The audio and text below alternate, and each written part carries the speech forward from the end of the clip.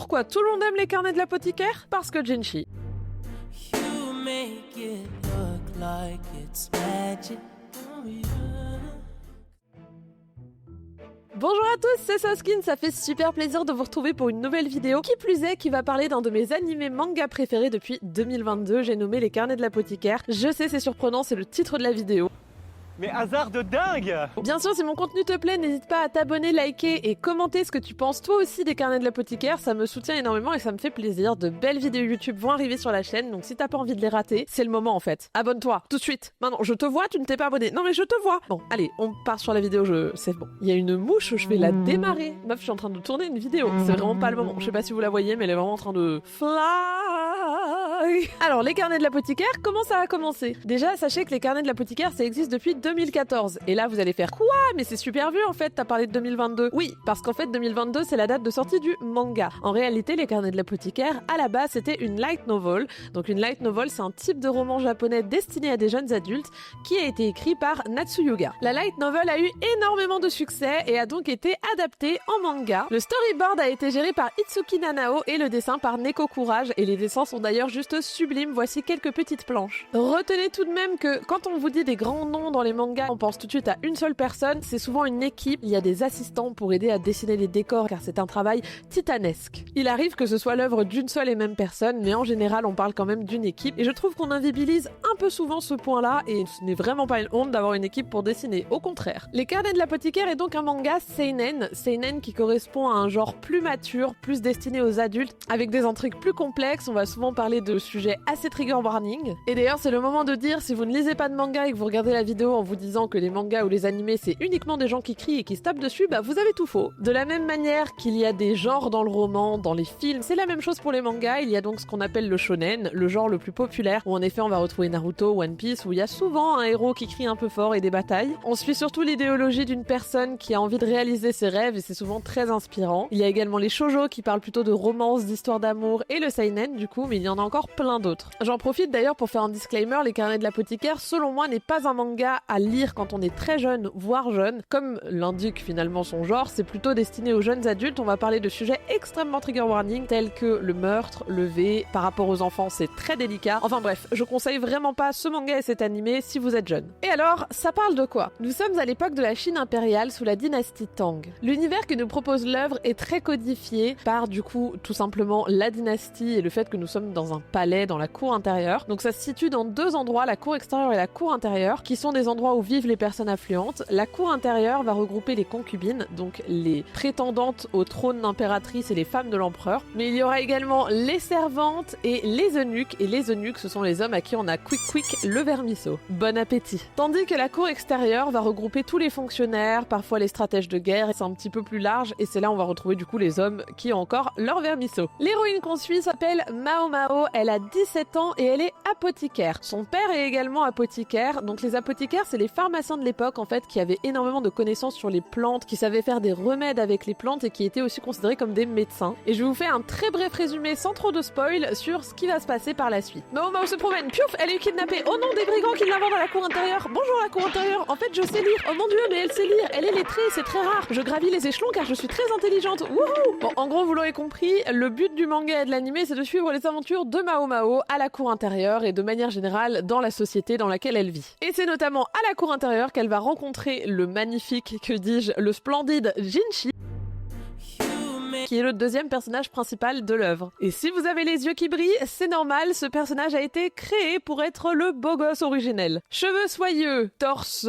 proéminent avec un joli six-pack, gentleman, cheveux violets. Le violet en Chine, sachez que c'est la couleur reliée au romantisme. C'est vraiment le romantique par excellence, Jinchi. Bref, Jinchi c'est un petit bonbon et sachez que malgré le fait que toutes les femmes dans la vraie vie et dans l'animé craquent pour lui, Mao Mao, pas trop. Enfin, en réalité, elle n'a pas aucun attrait pour Jinchi, c'est juste que déjà leur position sociale ne leur permettent pas, puisque vous le découvrirez si vous lisez le manga, mais Jinchi a une place particulière dans la société, et Mao Mao, bah techniquement, c'est personne. C'est juste une meuf qui habite dans le quartier des plaisirs, aka le quartier des paripapéticiennes, et bah elle est là, elle a pas grand chose à proposer quoi, si ce n'est son énorme intelligence. Donc évidemment, le manga, bien qu'il soit axé sur de la politique, des intrigues, des sujets trigger warning, il y a également une histoire d'amour entre Jinchi et Mao Mao que beaucoup de gens adorent, moi la première, mère, je la trouve juste super chouette. Et d'ailleurs, si vous avez fini la saison 2 de l'animé, clin d'œil, on sait que ça a bien avancé. Alors, comme à toutes mes vidéos, c'est parti pour la phrase magique. Mais c'est quoi la recette? Pourquoi tout le monde aime cet animé et ce manga? Eh bien écoutez, pour moi le premier point, pas des moindres, c'est que c'est un manga authentique. Je sais qu'il peut paraître old school en apparence parce qu'on parle quand même d'une Chine impériale, on parle de sujets politiques assez anciens, des choses très codifiées parce que tout est codifié à la cour en termes de codes sociaux. Codifié, code, j'ai répété beaucoup de fois ce mot. Et pourtant dans le fond, c'est super moderne. On parle quand même que l'héroïne principale est une femme et Dieu sait que ça fait du bien. Merde! Enfin, on a une femme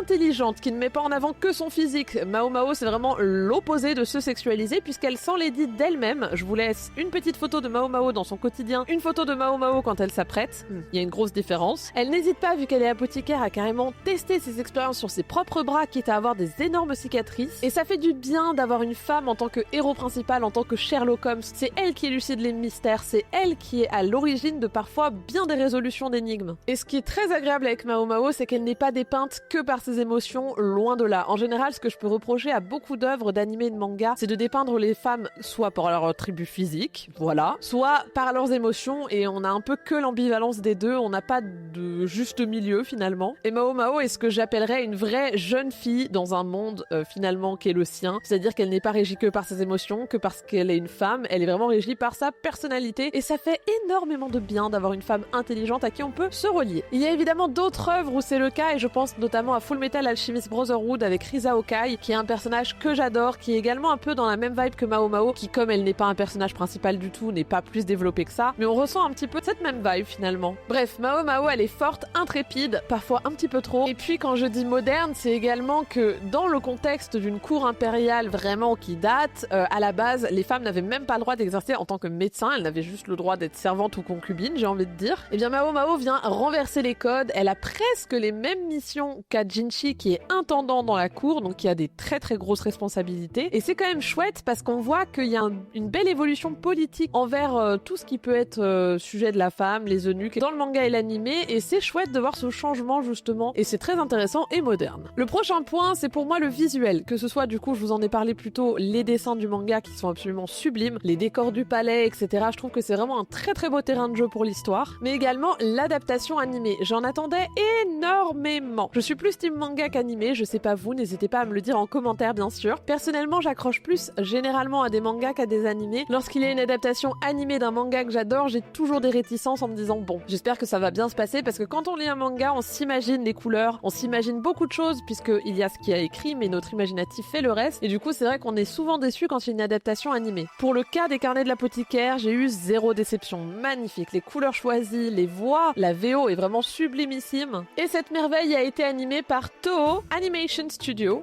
C'est un studio qui a animé pas mal de Pokémon, surtout des films, et également Yokai Watch, si vous connaissez un peu. Et en faisant mes recherches et en découvrant qu'il avait animé pas mal de Pokémon, c'est vrai qu'en y réfléchissant, je trouve que le visuel de l'animé des Carnets de l'apothicaire fait un peu Pokémon sur les bords. Peut-être que, maybe, je suis influencée, je suis une femme influençable. Bon, au niveau des musiques, je vais pas trop me pencher là-dessus. En général, sur les vidéos, je fais tout un chapitre sur la musique. Pour les Carnets de l'apothicaire, je trouve que les musiques dans l'animé sont très belles, très jolies, elles vont très bien à l'univers, elles vont pas aller au-delà selon moi, c'est pas une musique que je vais avoir envie de réécouter personnellement. Par exemple, oui, il y a des animés où les musiques sont beaucoup plus impactantes, j'ai envie de dire. Elles vont très bien, elles font tout à fait le taf qu'elles doivent faire. J'en ai pas été plus transportée que ça, je sais pas vous, voilà. Après, je suis dans ma période où j'écoute énormément de musique de clair-obscur, alors forcément, la concurrence est rude. Au niveau des musiques, les grands noms qu'on retrouve pour les compositions, c'est Satoru Kosaki, Kevin Pékin et Alisa Okeazama. Mais donc le dernier point, c'est évidemment l'équilibre parfait entre tension, amour, humour, énigme. Enfin, je trouve que vraiment tout est très bien géré, les épisodes se suivent très bien. On a à la fois de l'avancée dans la trame de l'histoire, on a parfois des moments sérieux, parfois des moments un peu plus légers, parce que si le manga était uniquement lourd, avec des trucs très graves, etc.,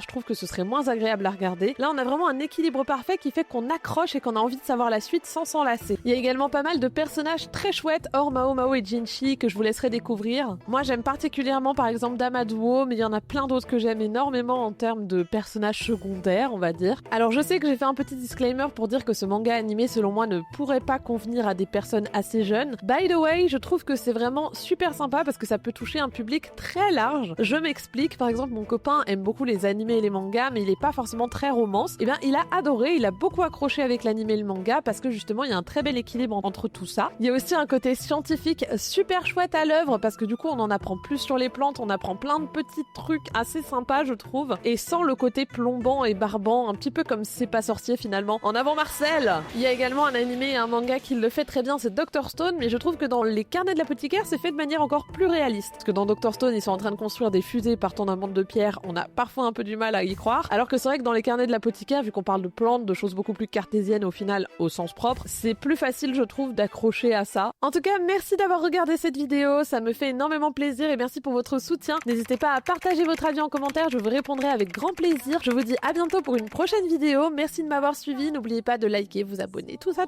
et je vous fais des gros bisous, à une prochaine, tchuss!